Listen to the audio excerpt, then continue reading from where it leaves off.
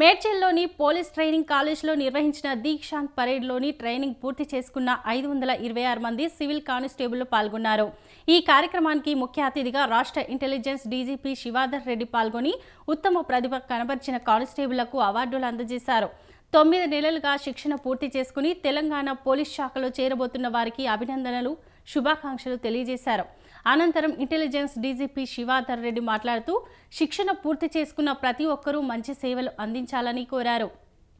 అనంతరం training principal Madhukar స్వామి మాట్లాడుతూ 2024 సంవత్సరంలో ట్రైనింగ్ పూర్తి చేసుకున్న వారికి పలు సూచనలు చేశారు. శిక్షణ పూర్తి చేసుకున్న వీరు వివిధ జిల్లాల్లో తమ విధులు నిర్వహించాలని తెలిపారు. 2024 రోజున ప్రారంభమైన రాష్ట్ర వ్యాప్త పోలీస్ ట్రైనింగ్కు ఈరోజు ముగింపు పలకడం జరిగింది.